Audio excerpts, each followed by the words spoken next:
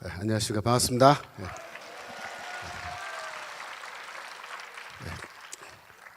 제가 사실 지난주에 의정부에서 강의를 하나 했는데 그 강의 내용을 들으시고 여러분들이 반응이 너무 뜨거워서 정강 목사님이 저한테 당분간 똑같은 얘기 해도 괜찮다. 다른 거 하지 말고 그 얘기만 계속하라고 그러셔서 오늘 또 하려고 올라왔습니다.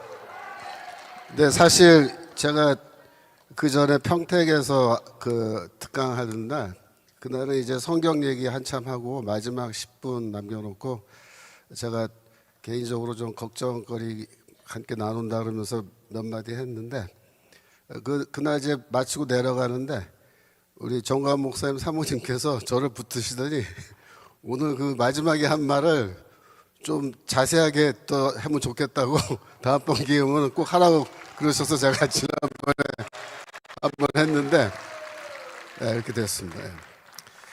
여러분 뭐 다 아시겠지만 혹시 모르시는 분께서 제 소개를 하자면 저는 지금 서울에 있는 장로의 신학대학교의 신약학 교수로 있는 김초롱이고요. 저는 감사합니다.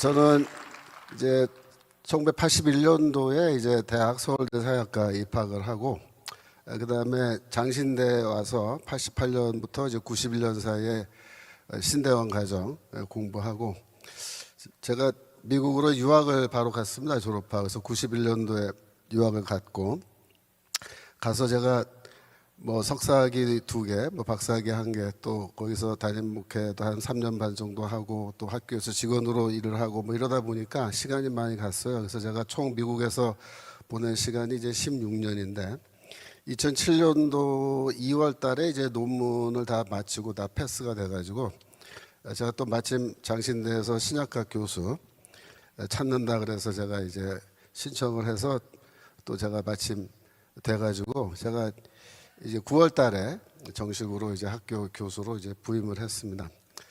그러니까 그동안 한국을 뭐 16년 정도 비워놓고 제가 뭐 공부하느라고 사실 한국 상황에 대해서는 크게 관심을 안 가지고 지나다가 이제 한국에 왔는데 제가 한국에 와서 제일 처음 그 좀 충격을 받은 사건은 뭐냐면은 그 2007년도에 그 뭡니까 그 광우병 시위가 있었죠, 그죠? 광우병 시위가 있는데 제가 이제 9월에 부임하는데 이제 8월달에 여름에 그 학교에서 헬라어 강의를 좀 해달라 그래서 여름 방학 때 헬라어 강의를 하는데 이 강의 하루에 4시간씩 수업을 해야 돼요. 그래서 한 3주면은 한 학기 과정이 다 끝날 정도로 이렇게 굉장히 빡세게 공부하는 그런 과정인데 어느 날 학생들이 수업을 안 나온 거예요. 그래서 얘네들 왜 안 나오냐 했더니 저기 광화문에 갔다는 거예요. 광화문에 뭐야 갔냐 했더니 광우병 시위하러 갔다고. 그러면서 당당하게 얘기하는 거예요. 걔네들이 또 그 다음 날에 왔는데 야 너희들 그 저기 공부 안 하고 왜 그런 데 가서 돌아다니고 시위하냐 그랬더니 뭐 그랬는데 무슨 상관이냐는 식으로 이렇게 저한테 얘기를 하길래 제가 깜짝 놀랐습니다. 그래서 그때 야 이거 학생들이 옛날에 내가 공부할 때랑은 전혀 다르구나 그런 걸 많이 느꼈는데 저희 집사람도 이제 똑같은 말을 하는 거예요. 그래서 한국 와서 이렇게 사람들 만나서 얘기해 보면은 한국 사람들이 다 좀 정상이 아닌 것 같고 좀 이상하다 그런 얘기를 이제 많이 했어요. 그래서 저도 마음속에 좀 걱정이 되고 그래서 야 우리나라가 예전에 내가 알던 그 대한민국이 아니고 완전히 다른 나라가 됐구나. 그래서 마치 그 선교사가 이제 타문화권 국가에 선교하러 가면은 그 타문화권에 온 그 느낌 있잖아요. 그런 느낌이 있는데 솔직히 말하면 제가 그때 그런 말 했어요. 나 타문화권에 온 사람 같다. 내가 뭐 선교사는 아니지만 고국에 귀국을 했는데도 좀 이상하다 그런 생각을 많이 했습니다. 그런데 이제 그러던 와중에 이제 2012년도에 대통령 선거를 이제 했잖아요. 그래서 그때 박근혜 대통령 당선되셨는데 저는 이제 그날 개표하는 거를 밤늦게까지 잠을 안 자고 이렇게 쭉 봤어요. 그때 아슬아슬하게 그때도 이겼잖아요. 새벽까지. 그래서 잠이 안 오는 거야. 이게 이 나라가 이게 망하느냐 아니면 괜찮은 길로 가느냐 하는 게 이제 갈림길 같은데, 그때는 정말 조마조마하게 봤는데 결국 아슬아슬하게 이제 당선이 돼서 그때 참 하나님께 감사하고 한숨 났습니다. 한숨 놓고 이제는 좀 뭔가 괜찮게 되겠다. 나라가 이제 똑바로 바른 길로 바로 잡히지 않을까.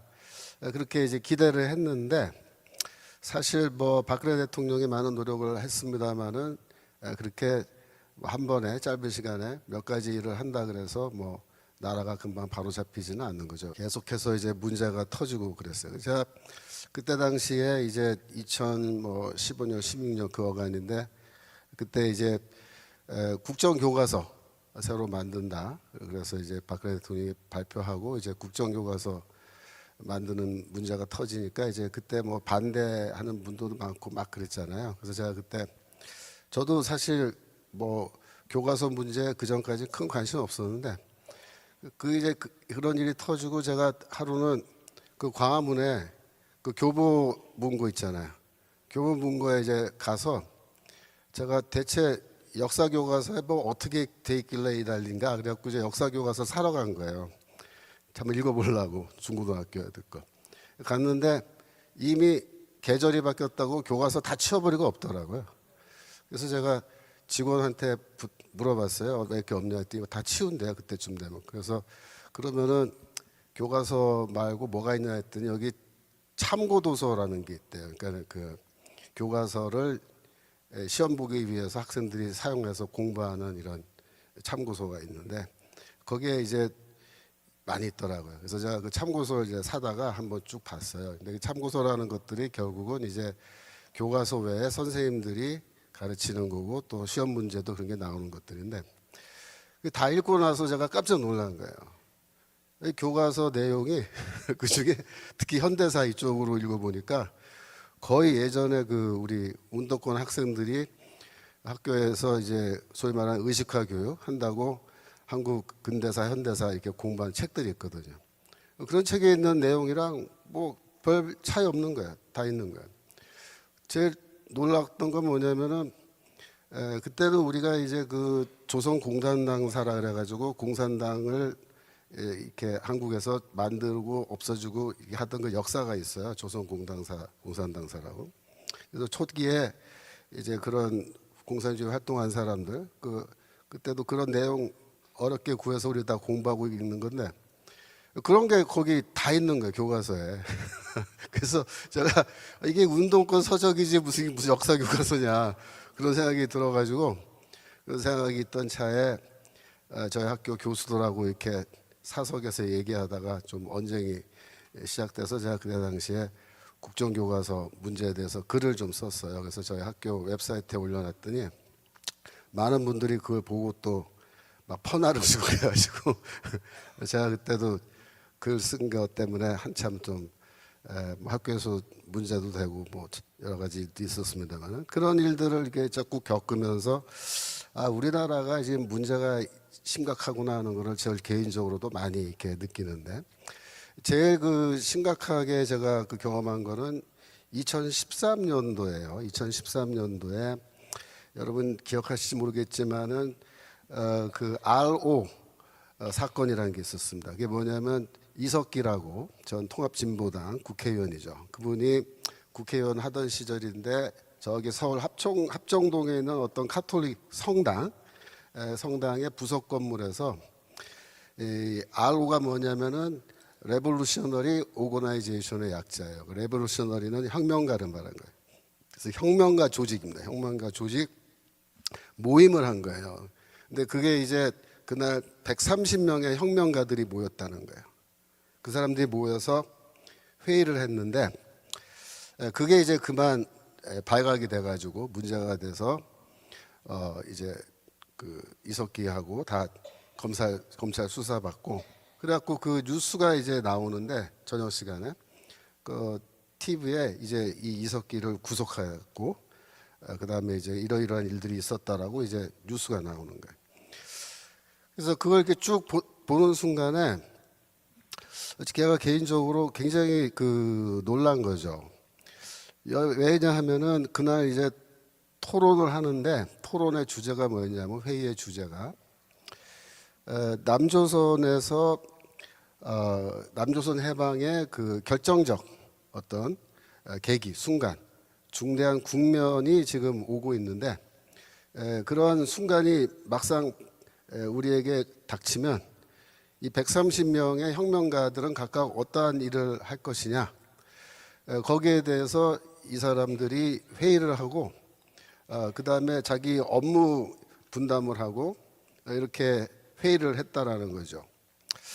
근데 그게 왜 이제 놀라운 사안이냐면 이게 이제 그 소위 말해서 이 혁명가라는 사람들은 사실 그 시대에 다 교육을 받아요.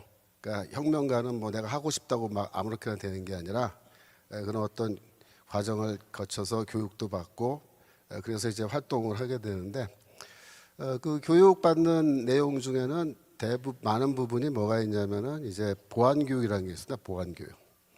근데 보안교육은 뭐냐면은 혁명가로 활동을 하다가 검거되는 일이 있더라도 조직에 큰 피해를 주지 않게끔 평소에 자기 관리를 철저하게 하는 겁니다. 그래서 이 혁명가들이라는 사람들이 이렇게 만나서 혁명에 대해서, 혁명 사업에 대해서 이렇게 논의를 하고 일을 할 때는 반드시 이 가명을 쓰는 거예요. 가명을. 그러니까 본명을 쓰지 않습니다. 절대로. 저도 그래서 그 당시에 쓰던 가명이 있어요. 그러니까 사람과 사람이 이렇게 만나면 얼굴은 알지만 이 사람의 원래 본명이 뭔지는 전혀 모르는 거예요. 왜 그러냐면 그래야 내가 검거되거나 그 사람이 경찰에 잡히더라도 내 이름이 나오지 않잖아요. 그죠? 뿐만 아니고 이렇게 평소에 만나서 이 혁명 사업에 대해서 얘기를 할 때 절대로 개인적인 정보, 뭐 집 주소라든가 전화번호라든가 뭐 그다음에 형제 관계, 뭐 고향이 어디냐, 뭐 직업이 뭐냐 이런 거는 절대로 서로 묻거나 대답을 하지 않게끔 그렇게 교육을 다 받는 겁니다. 그래서 이렇게 만나서 얘기하다가 실수로라도 그런 거 물으면요 그 자리에서 바로 지적을 해요. 그거 원래 안 묻게 돼 있는데 왜 나한테 쓸데없이 그런 거 묻냐고 지적을 하고 그러면 이제 아주 혼나요. 그렇게 이제 보안 교육을 철저하게 받는데 그 보안 교육 중에 뭐가 있냐면은 이렇게 사람들을 만났을 때 혁명가들과 이렇게 서로 만났을 때 인원수의 제한을 두는 겁니다. 그래서 1대1로 만나는 거는 원래 괜찮고 1대2로 만나는 것도 뭐 괜찮고 1대3까지는 비교적 괜찮다고 봐요. 근데 1대4, 1대5 이렇게 점점점 인원이 많아지면 그거는 위험하다 이렇게 얘기해서 1대10 이렇게 만나는 건 절대로 불가능합니다. 그래서 이렇게 보안 유지를 위해서 항상 이렇게 몇 명 안 되는 사람끼리만 만나면서 그렇게 활동하는 게 혁명가 조직이라는 건데 이 이석기라는 사람은 그날 2013년도 얘기인데 130명의 사람이 만난 거예요. 근데 그것도 자기 본명을 다 공개하고 만난 겁니다. 근데 이거는 사실 그 절대로 있을 수 없는 일이고 소위 말하는 해당 행위라 그래서 그렇게 하면은 혼나는 그런 사안인데 이 이석기와 130명의 혁명가란 사람들은 얼굴과 얼굴을 맞대고 여기다 쉽게 말하면 명찰에 이름표 다 붙이고 그리고 이렇게 회의를 한 거예요. 이런 식으로. 근데 이거는 원래 그렇게 할 수 없는 건데 그렇게 한 거죠. 근데 왜 그렇게 할 수 있었느냐라는 겁니다. 그거는 뭐냐면 그 사람들이 평소에 지금이 어떠한 상황인지 그걸 정세 판단이라 해요. 정세 판단을 항상 주기적으로 합니다. 그래서 정세 판단을 하는 팀이 있는데 거기는 제일 이렇게 쉽게 말하면은 머리 좋은 사람들이 정세 판단하는 팀에 들어가서 활동을 하는 거예요.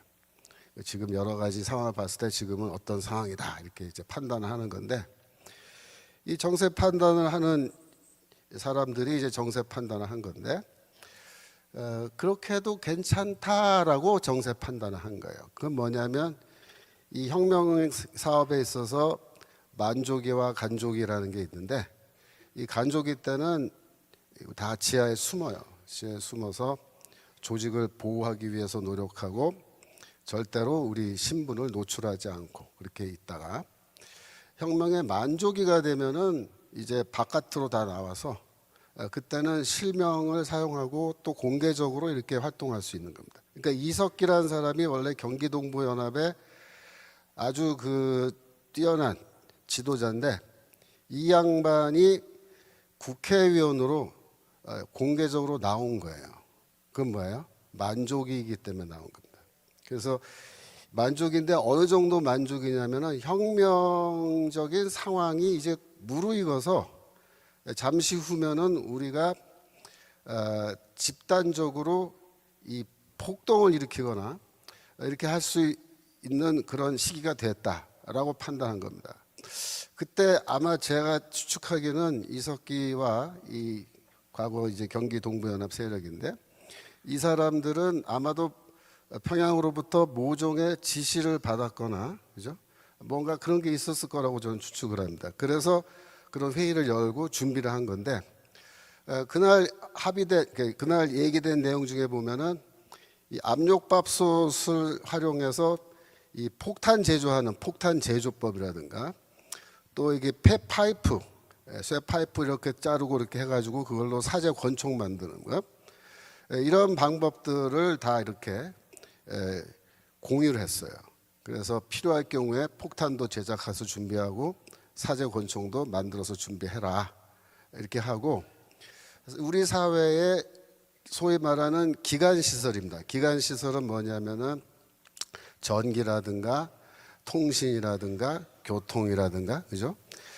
또 에너지라든가 이런 여러 가지 특별히 또 중요한 게 급수, 물, 수돗물, 식수 이런 걸 보호하는 그런 시설들이 서울 시내 곳곳에 다 있거든요. 근데 그런 시설들을 이제 공격을 해가지고 그거를 탈취해서 뭐 폭발한다든지 망가뜨린다든지 식수 같은 경우는 거기다가 뭐 독극물을 섞는다든지 이런 식의 계획들을 다 이제 구체적으로 짜고 그러고 그날 헤어진 거죠.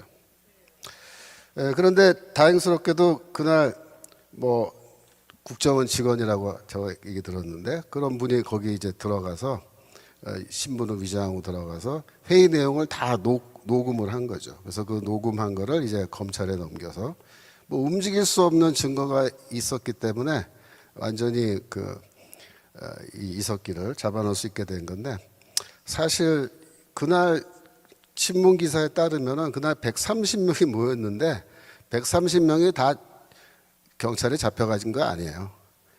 제가 기억하기로는 10명도 안 잡혀갔어요, 사실은. 나머지는 그냥 그러니까 이 정도로 이제 허술하게 사실은 그때 당시에도 대처를 했는데 저는 그 뉴스를 이렇게 들으면서 제가 제일 놀란 건 뭐냐면은 내가 모르고 있는 사이에 이 사람들은 지금 남조선에서 인민해방 그다음에 공산혁명이 이제 일어날 수 있는 아주 좋은 시기 드디어 적기가 되었다라고 그렇게 판단을 하고 그런 준비를 한 거예요. 근데 저도 사실 그런 정세 판단하는 그런 일들을 과거에 조금 해봤었는데 항상 그 정세 판단을 하는 그 팀의 판단은 매우 구체적이고 정확한 근거를 가지고 이렇게 하는 겁니다. 대충 아무렇게나 하는 게 아니에요. 그래서 그 정세 판단 팀은 지금 제가 생각하기에는 굉장히 정확한 판단을 한 거예요. 그 정도로 우리 한국 사회가 망가져 있었던 거예요. 이미 언제? 2013년도. 지금부터 10년 전에 그 시점에 이미 한국 사회는 다 망가져 있는 거예요.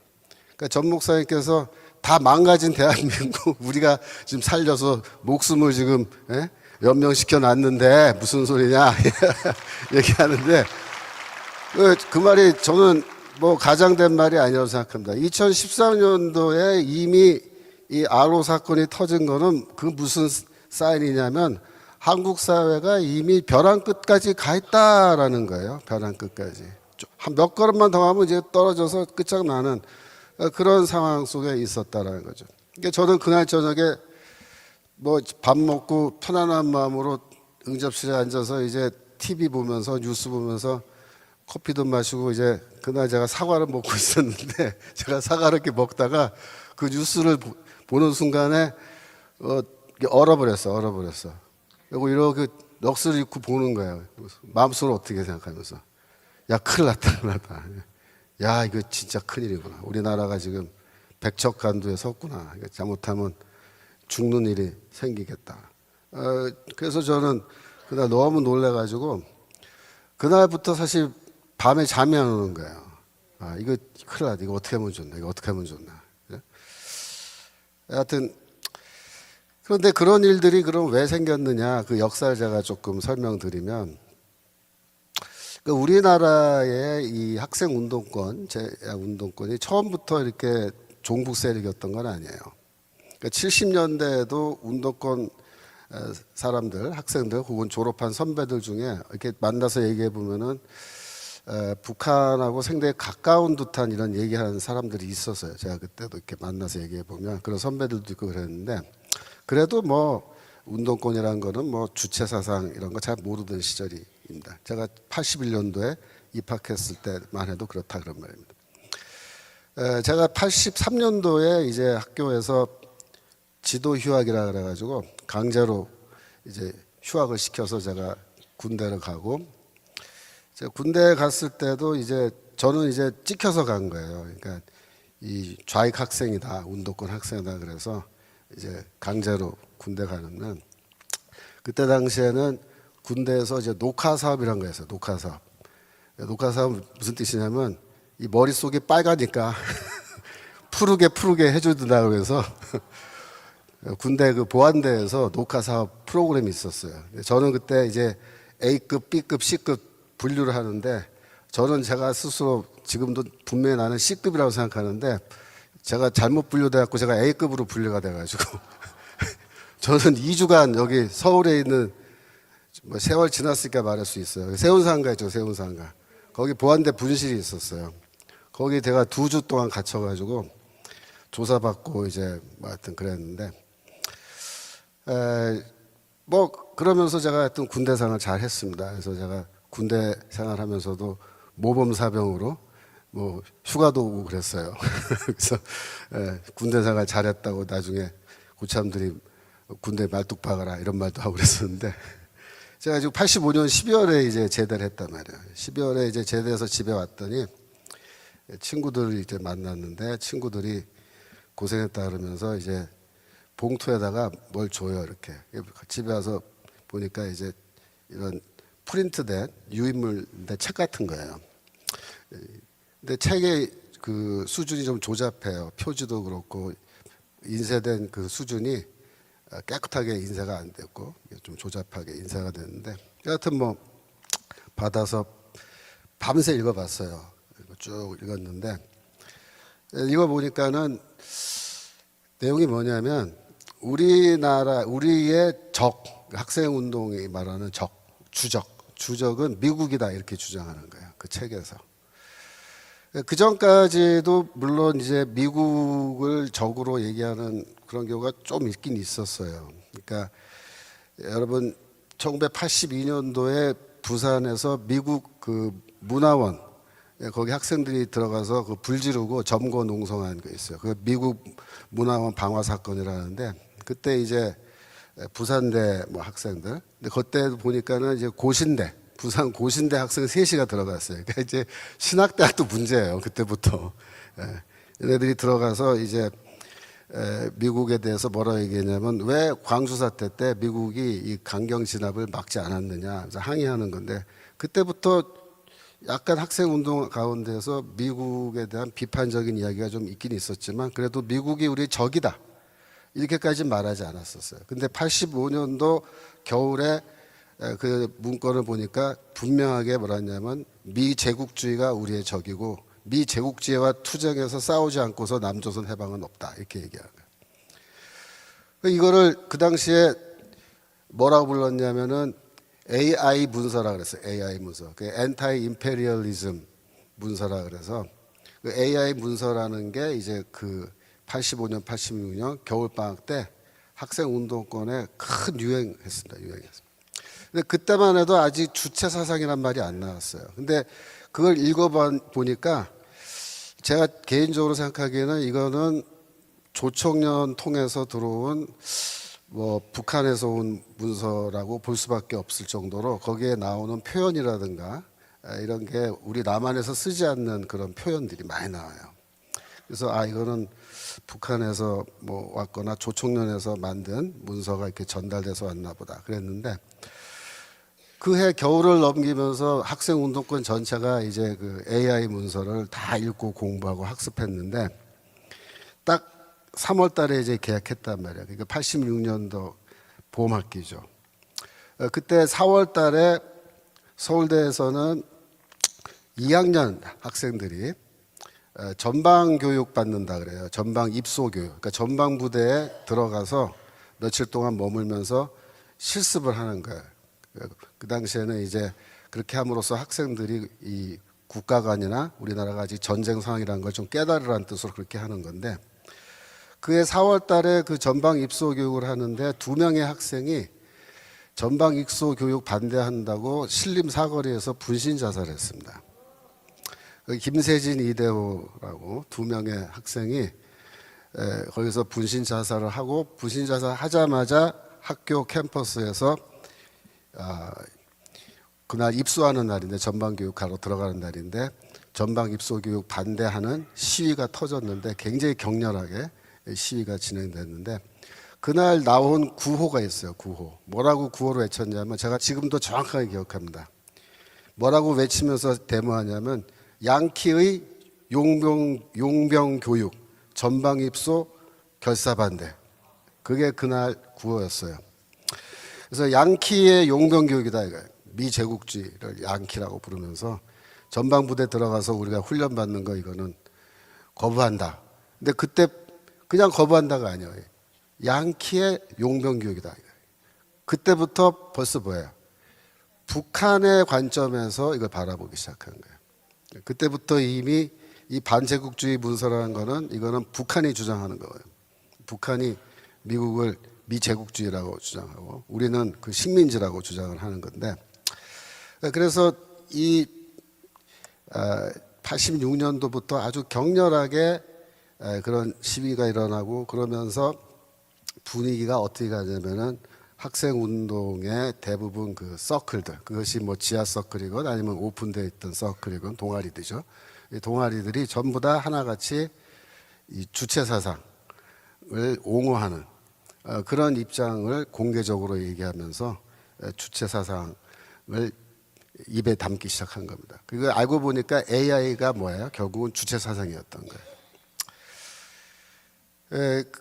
그래서 이제 86년도에 주사파라는 게 갑자기 들불처럼 확 일어나면서 이 학생 운동을 이제 주도권은 장악하는 거예요. 근데 기존에 이제 학생 운동 하던 사람들 중에 주사파가 아닌 사람들도 있잖아요.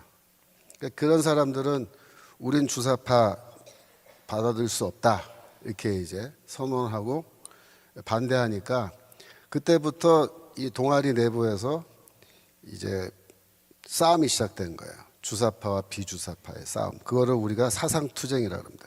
줄여서 사투라 그러는데 이 사상투쟁을 해서 결국은 주사파가 승리하고 대부분의 학생운동 조직을 주사파가 다 장악하게 되는데 중요한 게 뭐냐면은 왜 주사파가 승리했는지 그 사상투쟁에서 왜 주사파가 승리했는지 그 이유를 여러분이 분명하게 아셔야 돼요.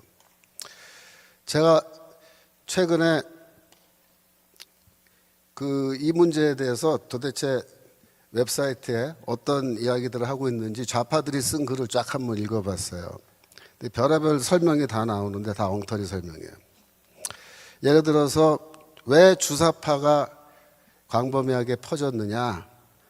예를 들어서 뭐 품성론 때문이다 이런 주장들이 있더라고요. 품성론이 뭐냐면 좀 이따 얘기하겠습니다만은 김영환이라는 주사파 대부가 있는데 그 사람이 이제 강철 서신이라고 이 글을 83년도 4년도 어떤 그 어간에 이게 유행했어요. 그러니까 주체사상 들어오기 전에 이게 유행했는데, 근데 김영환이가 나중에 이제 주사파 대부가 되니까는 결국 이제 주사파 주장이 된 셈인데, 김영환이라는 사람이 그 강철 서신에서 뭐라고 썼냐면은 소박한 품성 이런 게 혁명가의 자질이다 이거예요.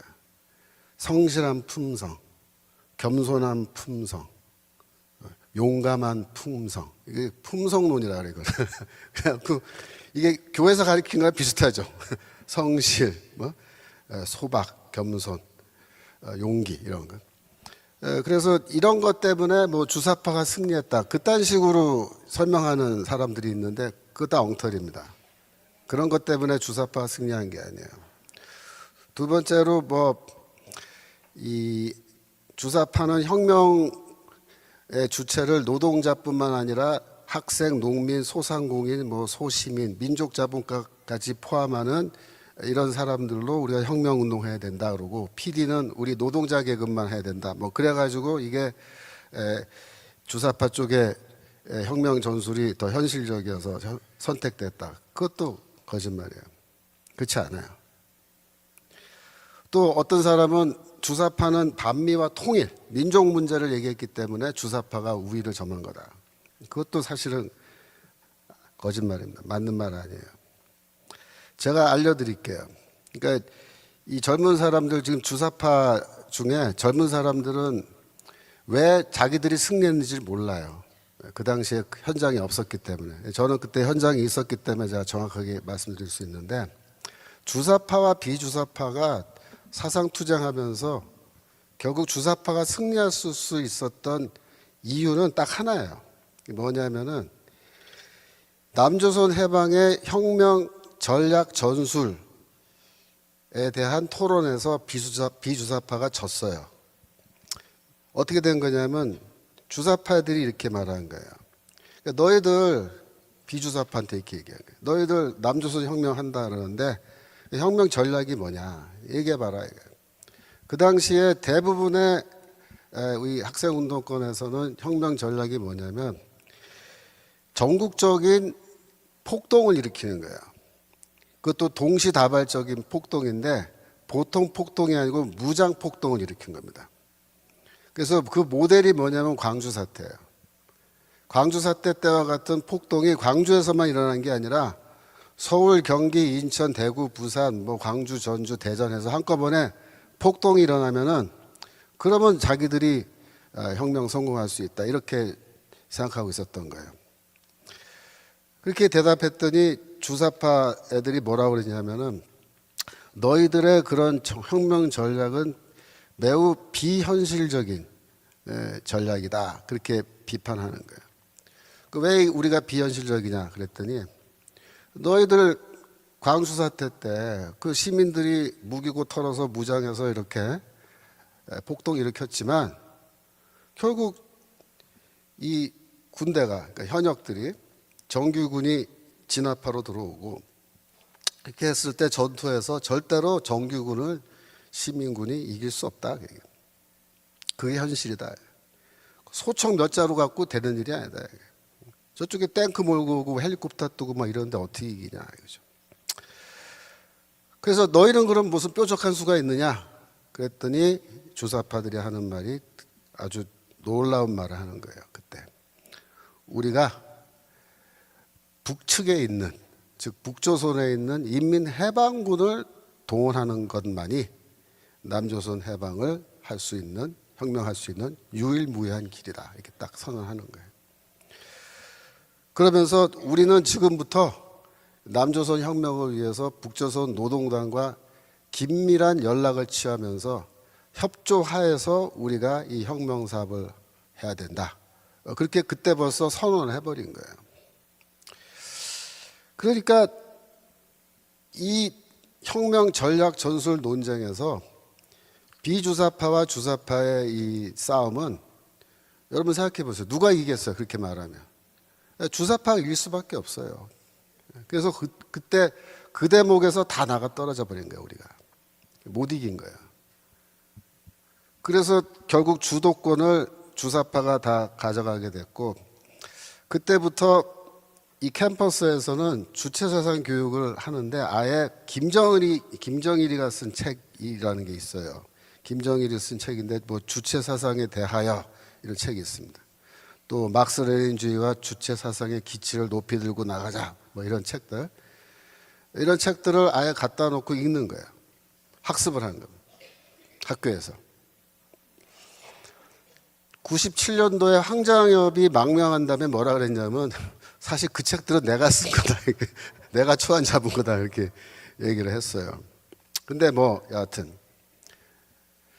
그래서 86년도가 지나면서 대학가, 서울대뿐만 아니라 대부분 대학가에 이 학생운동권이 다 주사파로 넘어간 거고요. 87년도에 그 대통령 직선제를 위한 민주화 운동이라 그래서 그때 당시에 이제 시위, 가두투쟁 나와서 막 시내에서 데모하고 그랬는데, 그때 그 모든 시위를 주도한 세력이 주사파예요.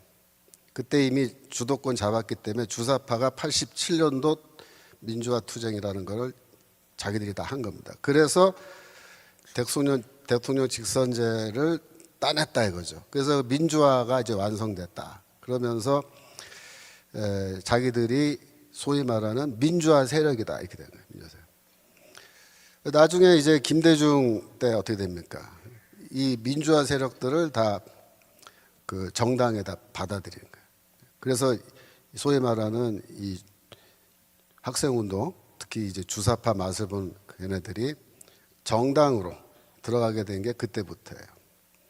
그 민주화 운동, 87년 민주화 운동은 주사파의 승리라고 저는 그렇게 얘기합니다. 우리의 민주주의 승리가 아니고 주사파의 승리다. 왜? 걔네들이 자기들이 지금까지 해온 공산주의 운동을 민주화 운동으로 아주 그냥 둔갑을 시킨 거예요. 언론에서 다 그렇게 떠들고 걔네들을 막 칭찬하고 이러니까 걔네들이 전부 다 민주화 운동의 투사들이라 그래갖고 여기 전부 다 어깨에 힘주고 그런데 걔네들이 속은 뭐야? 말 그대로 주사파 빨갱이들이라고요. 빨갱이들. 제가 그거 보면서 야 망했다 그때 당시에도 큰일 났다 이렇게 생각해요. 88년에 되면은 주사파가 노동운동, 사회문화운동, 종교운동 이걸 다 접수합니다. 그래서 그 당시에 뭐 범민련 그런 거 들어보세요. 범민련 이런 데가 다 주사파들이 만든 운동이고 전국연합 뭐 이런 거. 노동운동에서는 이제 울산연합 또 인천연합 이런 게 있는데 울산연합과 인천연합이 주사파의 노동운동의 본거지예요. 그래서 주사파가 인천, 울산 중심으로 해서 강력한 노동운동의 그 기지들을 갖고 있습니다. 이 주사파 그렇게 막 승승가도를 달릴 때 김영환이라는 사람이 서울대법대 82학번인데 이 사람이 주사파를 사실상 이렇게 만들어낸 사람이라고 얘기하는데, 이 사람이 그 91년도에 북한을 가요. 그래서 잠수정을 타고 월북합니다. 2번 갔다 와요. 그래서 김일성도 만나보고 오고 뭐 주체사상 이론가들과도 만나고 오고 그랬는데 그때 조금 실망을 했다 그래 자기 나중에 얘기해 보면은. 근데 그래도 돌아와서 이제 돈을 받아요. 혁명 자금을. 그래갖고 그 돈으로 이제 민혁당 조직을 92년도에 합니다. 민혁당 지하 조직이죠. 그런데 97년도가 되면은 김영환이가 이제 고민하다가 도저히 북한은 우리가 꿈꿨던 그런 나라가 아닌 것 같다. 뭐 이래가지고 선언을 해요. 뭐라고 그러냐면 나는 더 이상 이 북한의 입장을 지지하고 따르는 그런 거 안 하겠다. 그래서 민혁당을 해산하자 이렇게 얘기해요. 자기는 북한 해방운동 하겠다. 뭐 이렇게 했는데 그때 이제 상당수의 이 민혁당 조직이 자체 해산을 하고 흩어지지만은 그러나 거기에 이제 강력하게 반발한 그룹이 있어요. 그게 누구냐면 이제 경기 동부연합인데 이 사람들이 그래서 진정한 주사파입니다. 김영한이가 주사파 조직 해산하고자 할 때 동의 안 하고 우리는 끝까지 북한에게 충성해야겠다라고 남은 그룹이에요. 이 사람들은 성남시를 거점으로 하고 서울 외국어대 용인 캠퍼스 출신들이 중심으로 돼서 이렇게 되어 있는데 이석기가 그 지도자죠. 근데 이제 이석기의 경기동부협업이 왜 중요하냐면 지금 대통령 후보로 나왔고 민주당 당대표로 있는 이재명이라는 이 사람이 이 경기 동부연합과는 매우 끈끈한 관계에 있기 때문에 제가 이렇게 길게 설명을 드린 거예요. 이재명이라는 사람이 중앙대 법대 출신인데 이 사람이 이제 사법고시 보고 변호사가 됐어요. 그때도 이제 노무현의 그 연설을 듣고 자기는 판검사 안 하고 변호사 하겠다. 노무현의 영향으로. 그래서 이제 변호사가 돼서 성남시에서 이제 개업해가지고 활동을 하는데 뭐 89년도에 민변에서 활동하면서 시민운동을 막 하고 열심히 이렇게 했었어요. 근데 이 사람이 이재명이가 2005년도에 열린 우리당에 당원 가입을 합니다. 2005년도에. 그리고 2006년도에 첫 번째 성남시장 선거에 도전해서 떨어져요. 근데 2005년도에 열린 우리당에 당원 가입할 때 뭐라고 얘기하냐면 나 성남시 시장 출마하고 싶다 이러고 가입해요. 그래서 그쪽에서는 밀어주는 거예요. 당에서는. 근데 여러분들이 이재명이라는 사람이 북한 다녀온 거 아세요? 네? 북한 다녀온 거 모르죠? 네. 아는 사람들은 아주 저기 똑똑하신 분들이에요. 제가 자료를 찾아보니까 이재명이가 2005년도에 평양을 다녀왔습니다. 2005년이 바로 언제냐면 열린 우리당에 당원 가입한 건데 8월 달에 여름에 가입을 해요. 근데 사진을 보면 언제냐면 가을이에요. 그러니까 열린 우리당 가입하자마자 가을에 평양을 다녀오는 거예요. 그 사진 한번 보여주세요. 예. 평양의 순안공항 도착했을 때, 예. 2005년이니까 지금으로부터 뭐 10몇 년, 15년 전 얘기죠. 그죠? 예. 그 다음 보세요. 예. 비행기 내려서 이제 찍은 거예요. 그 다음에 만경대. 예. 만경대 가서 사진 찍고.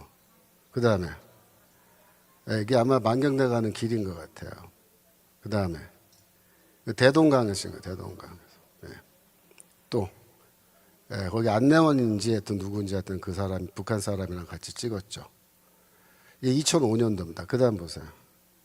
예, 이게 아마 김일성 생가 아니면 뭐 그런 걸 거예요. 초가집 돼 있는가? 방문하고 그 다음에 예, 거기 운동장에서 그 단체 그 뭐 하는 거 있잖아요. 그 뒤에 보면 뭐 모란봉, 보통강, 대동강 나오죠. 저 구경하러 가서 찍은 거예요. 그 다음에 이게 뭐 호텔에서 아마 찍은 것 같은데 여자 직원하고 찍었어요. 그 다음에 이것도 어디 학교인지 어디 가서 이렇게 찍은 것 같아요. 근데 이 사진들이 어디 나오냐면 다 봤죠? 그 다음에 예. 이 사진들이 어디 나오냐면 네이버 블로그에 이재명이 블로그가 있어요.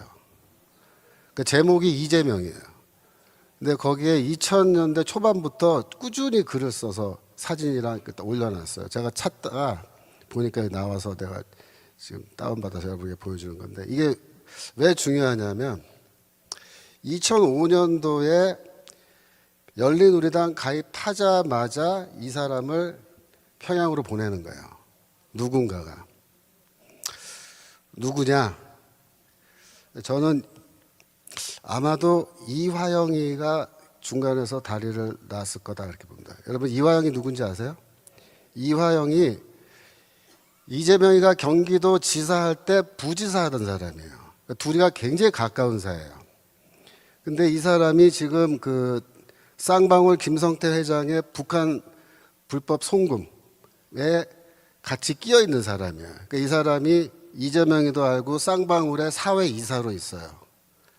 그러니까 불법 송금할 때 이 사람이 중간에서 이제 활동을 했는데 이 사람이 그 당시에 2005년 당시에 국회의원이었습니다. 그리고 이재명은 그 당시에 변호사였기 때문에 민간인이에요. 민간인은 함부로 혼자서 북한 못 갑니다.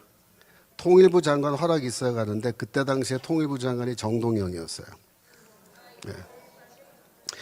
그래서 누군가가 다녀오라고 이렇게 길 터줘서 다녀온 건데 재밌는 게 뭐냐면 이 이화영이가 어떤 인물이냐면 2006년도에 안희정 충남지사랑 둘이서 북경에 가요. 북경에 가서 누굴 만나냐면 이호남이라는 사람 만나요. 이호남이는 북한의 이 대남 공작하는 정찰총국 소속의 거물급 공작원입니다.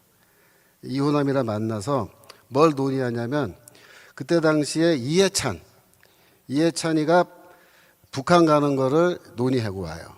이해찬이는 왜 그걸 갔다 오냐면 노무현이가 2007년도에 평양 갔다 오잖아요. 그래서 그 이해찬이는 노무현의 방북을 준비하기 위해서 가는 건데 이해찬이가 갈 수 있도록 길을 닦은 사람이 바로 이화영이에요. 그러니까 실제로는 노무현의 북한 방문을 성사시킨 사람입니다. 이 사람이. 무슨 뜻이냐면 북한하고 직통 라인을 갖고 있는 사람이에요. 근데 이 사람이 아마도 그때 당시에 열린우리당 국회의원이었으니까, 그리고 열린우리당을 만들 때도 이화영이가 굉장히 중요한 역할을 해요. 그 조직할 때. 보통 인물이 아니란 말이에요. 그래서 아마도 이화영이 같은 사람이 이재명이를 딱 보고 당원 가입하니까 뭐 아마도 제 추측하기에는 선생님 앞으로 정치하고 싶으시면 평양 한번 다녀오시죠. 이래가지고 그때 다녀왔을 거다 그럽니다. 그건 무슨 뜻이냐면은 이재명이라는 사람은 그때부터 이미 북한이 관리하는 남조선 혁명의 자산이었다 그런 얘기입니다. 그런 사람인 거예요. 근데 이 사람이 첫 번째 성남시장 출마해서 2006년도에 실패하는데 10년도에 재도전해서 당선이 됩니다. 그때 당선될 때 그 민노당이라 그래요. 그 당시 민노당인데 이 민노당이 경기동부 연합이 장악하고 있는 진보 정당인데 그때 당시에 민노당 후보 김미희가 성남시장 후보로 같이 출마했었어요. 근데 김미희도 이 여자가 보통 내기가 아니에요. 실제로 경기동부 연합의 그 리더급으로 있는 여자인데 여하튼 성남시장 후보로 이재명이랑 김미가 둘이 나왔는데 이쪽 경기동부 연합 측에서 그러니까 결국 이석기죠. 이석기가 교통정리를 한 거예요. 그래서 김미희한테 너 후보 사퇴하고 우리 이재명 변호사를 시장 만들자 이렇게 한 거예요. 김미희가 후보 사퇴합니다. 그다음에 경기동부 연합이 조직이 있잖아요. 성남시 일대. 근데 이재명이는 뭐 변호사니까 뭐 조직 그런 거 없잖아요. 그러니까 이 조직을 동원해서 선거운동을 다 해줘요. 이석기가 뭘 갖고 있었냐면 이석기가 선거운동을 전담하는 회사 갖고 있었어요. 그러니까 선거 관련된 플래카드 찍고 뭐 포스터 붙이고 이거 선거 전체를 프로젝트를 전부 다 진행하는 전문가들로 구성된 회사 갖고 있는 사람이에요. 이석기가 그 당시에. 그러니까 이재명이 저거 뭐 시장 만들어준 건 어렵지 않잖아요. 그죠? 그래서 결국 이재명이 당선됩니다. 그 당선됐을 때 그 성남시 시장 인수위원회에 경기동부 연합 사람들이 이제 왕창 들어가 있고 그 사람들이 성남시로 다 들어가는 거예요. 그래서 주요 보직을 다 차지하고 그 다음에 하는 게 뭐냐면은 이 경기동부 연합 사람들이 성남시에서 진행하는 각종 이권 사업에 다 입찰을 해가지고 그걸 독식하는 거예요. 그래서 시에서 하는 각종 사업이 있어요. 그게 뭐 도로 보수건, 전기건, 하천 보수건, 뭐 다리를 놓는 거건, 그죠? 하다못해 쓰레기 수거해 가는 거 있죠. 이것도 다 시에서 관리하는 건데 이거를 누구한테 맡기느냐가 이게 시가 갖고 있는 권한이라고요. 근데 이거를 경기동부 연합 사람한테 다 주는 거예요. 그러면 이 사람들은 어떻게 하느냐? 내가 전기회사를 하던 사람이 아닌데도 미리 정보를 받고 내가 전기회사를 차리고 기다리고 있는 거예요. 입찰을 하는 거예요. 그래갖고 이제 시에서 다 같은 편이니까 네가 해라고 주면은 그걸 받아가지고 사람도 고용해서 뭐 전기공사하고 이렇게 하는 건데 이거 가로등 갈아 끼고 이런 거 하고서 돈 받잖아요. 그건 다 누구 주머니 들어가냐? 그 사람들은요, 이 경기동부 연합이 주사파들은 한 가지 좀 뭐랄까 존경할 점이 있다 그러면 그거예요. 얘네들은 돈을 그런 식으로 벌면요 개인 주머니에 넣고 쓱 입 닫고 이렇게 안 해요. 예. 걔네들은 물론 자기가 개인적으로 좀 가져간 돈이 있지만 걔네들은 항상 이건 뭐냐면 이건 혁명 자금이라고 생각해서 따로 떼서 모아간다고 해요. 그걸 컨트롤해요. 아무렇게나 막 쓰지 않는다고 절대로 애들이. 그런 품성들을 가졌어요. 품성들을 얘네들이. 그래서 그래요. 그래가지고 얘네들이 성남시에서 여러분 해먹은 게 몇 년인 줄 아세요? 이재명이 성남시장 몇 년 했습니까? 8년 했습니다. 8년. 8년 동안 해먹은 거예요. 그거를. 그 사이에 12년에 이제 19대 국회의원 선거 때 이석기, 이정희, 김재현 얘네들은 이제 통합진보당으로 해서 국회 진출하죠. 그죠? 그래갖고 이제 13년도에 그 문제가 터져가지고 14년도에 헌법재판소에서 통진당 해산 결정해가지고 이제 이석기는 감옥 가고 그죠? 그래서 우리는 생각하기를 이제 통진당은 끝났고 이석기도 끝났구나. 이제 역사에서 사라졌구나. 사라졌을까요? 자, 그랬잖아요. 아까. 아로 모임에서 130명 모였는데 10명도 안 잡아갔다고. 그 나머지 120명은 뭐 어디 가서 뭐 놀았겠어요? 걔네들이? 절대 노는 애들이 아니에요. 얘네들은 오직 평생을 어디에다 헌신했다고? 남조선 혁명. 헌신하는 애들이란 말이에요. 그러니까 얘네들이 그때부터 지금까지 쭉 일을 하는데 특별히 이재명과 이 경기동부 연합 간의 관계는 이미 2006년 때부터 아주 견고한 관계가 된 거예요. 이거는 공생관계래요. 공생관계. 기생충과 숙주의 관계라고 생각하면 돼요. 그런데 2018년도에 이재명이 경기도 도지사에 도전해서 또 당선이 돼요. 이때도 누가 1등 공신이었겠어요? 예, 경기동부연합이 결국 다 선거운동 해주고 그렇게 한 거예요. 그래서 경기동부연합 애들이 쉽게 말하면 제가 보기엔 그래요. 8년 동안 성남시를 해먹었잖아요. 그러니까 경험이 풍부한 애들이에요. 해먹는 경험이. 그러니까 얘네들이 이제 눈을 돌려서 이재명이를 경기도 도지사 만들자 해갖고 이제 만들었잖아요. 그러면 경기도가 얼마나 넓어요. 그죠? 여러분 성남시도 그거 보통 시 아닙니다. 여러분 성남이 뭐 이렇게 가난한 동네 이렇게 생각하시는데 분당이 성남시예요. 판교가 성남시고. 네, 아세요? 네. 그러니까 성남시 재정이 어마어마하게 크단 말이에요. 근데 그걸 다 해먹은 거예요, 얘네들이. 경기도 들어와서 이제 경기도를 해먹기 시작하는 거죠. 그래서 경기도에서도 많이 해먹었는데 경기도에서 해먹은 것 중에 지금 드러난 거 하나가 뭐냐면 대장동이란 말이에요. 대장동. 근데 제가 이제 보기에는 어떻게 된 거냐면 1995년도에 이재명이가 성남시에서 변호사로 들어와서 시민운동을 해요. 제 혼자 여러 사람 모아서. 그래갖고 성남시 그 참여연대를 사실 이제 만드는 셈인데 이 성남시 시민운동할 때 뭘 했냐면요. 분당 백궁 정자지구 용도 변경 특혜 의혹, 네. 또 분당 파큐브 특혜 분양 사건 이런 거에 대해서 그 조사를 하고 반대하는 운동을 해요. 시민운동을.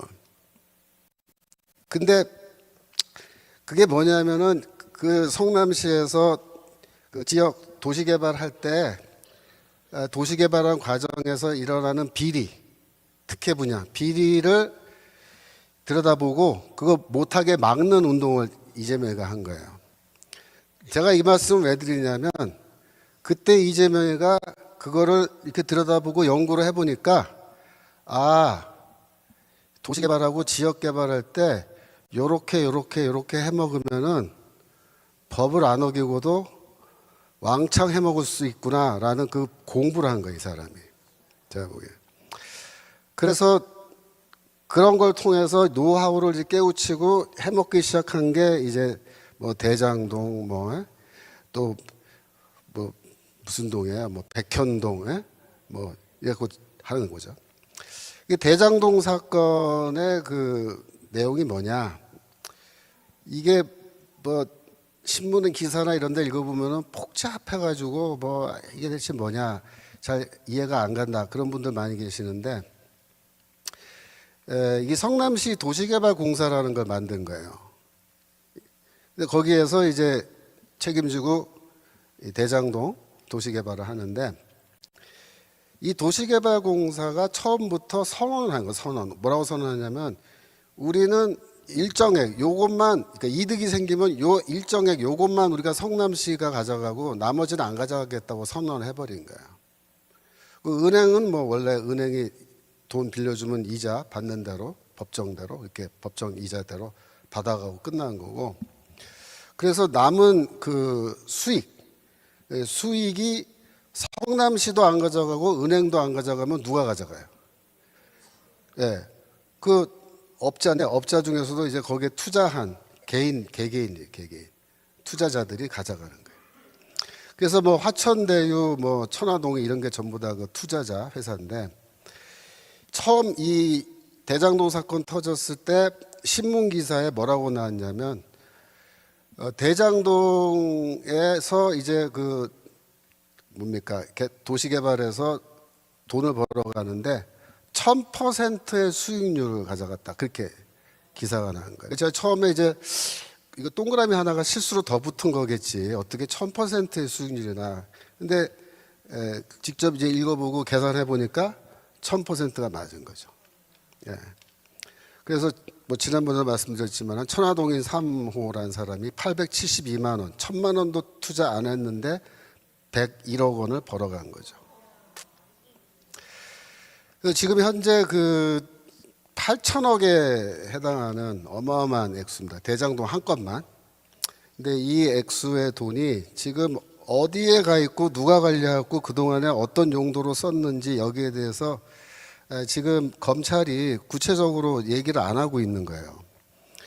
그래서 지금 이렇게 어마어마한 돈을 이렇게 해먹을 정도로 이 사람들이 통이 커져가지고 이렇게 있는데, 문제는 뭐냐면 이제 이 사람들이 이번에 내년도에 이제 선거를 하잖아요. 선거를 하는데, 그 선거를 할 때 이재명이가 지금 대놓고 공천은 자기가 다 알아서 하겠다고 이제 선언을 한 상태고, 그래서 비당권파는 벌써부터 탈당해서 다 나온단 말이에요. 그러면 이재명이가 누구를 공천하겠느냐? 예. 이번에 내년도 국회의원 선거할 때 결국 경기 동부 연합 사람들을 공천할 가능성이 매우 큽니다. 그러면 민주당은 완전히 이번에 이제 내년 선거를 통해서 물갈이가 되는 거고, 물갈이가 되면서 누가 금배지를 다냐면은 진짜 종북 세력이에요. 진짜 주사파. 얘네들로 쫙 이제 물갈이가 되는데, 얘네들은 평생을 혁명을 위해서 몸 바쳐온 애들이 이제 상당수가 이제 들어가는 거예요. 근데 문제는 경기동부연합이라는 게 원래 지하 조직이고 공개된 사람들이 아니니까 누가 누구인지를 우리가 파악을 못하는 거예요. 그래서 내년도 선거는 뭐가 문제냐면은 이게 결국은 민주당이 선거를 통해서 통진당이 되는 겁니다. 근데 내부적으로는 알맹이는 통진당이 되는 건데 겉으로는 뭐야? 그냥 민주당이죠. 대통령 선거가 27년에 있는데 마찬가지로 그때도 뭐 이재명이 또 나올 수도 있고 못 나올 수도 있지만, 누가 되건 중요한 건 뭐다? 결국 민주당이 공천에서 나오는 그 사람들은 누가 대통령 선거 후보자로 나오건 간에 이석기의 아바타고, 이 경기동부연합은 북한의 직접적인 지령을 받고 그 움직이는 이런 사람들이기 때문에 대통령이 다시 한번 북한 간첩 같은 사람이 대통령이 되는 그런 일이 발생하는데, 이게 심각한 사안이라는 거예요. 그래서 제가 여러분들에게 말씀드린 거는 내년도 국회의원 선거를 위해서 우리가 지금 여러 가지 노력을 하고 있는데, 특별히 정광훈 목사님께서 200석 얘기하고 자유마을 조직해서 어떻게든 저쪽 우리가 200석 못하면 저쪽이 200석 하는 거기 때문에 이거는 목숨 걸고 이제 싸우는 건데, 지금 칼이 여기 우리 목 앞에까지 들어와 있는 그런 현실이라는 걸 여러분이 깊이 인식하시고, 내년도 4월까지 시간이 6개월밖에 안 남았습니다. 이 6개월 동안의 시간 동안에 우리가 해야 할 일들이 있어요. 그 천만 조직, 그죠? 천만 조직, 그 다음에 자유마을 조직, 어떻게든 우리가 사람들 모아서 내년대 표대결로 갈 때 우리가 표를 한쪽으로 몰 수 있도록 그렇게 해서 준비를 해야 되는데, 여러분들이 기도하면서 우리가 정말 이거 하지 않으면은 정말 큰 고난이 앞으로 대한민국에 닥칠 수 있다라는 그런 사실입니다. 여기까지 하겠습니다. 감사합니다.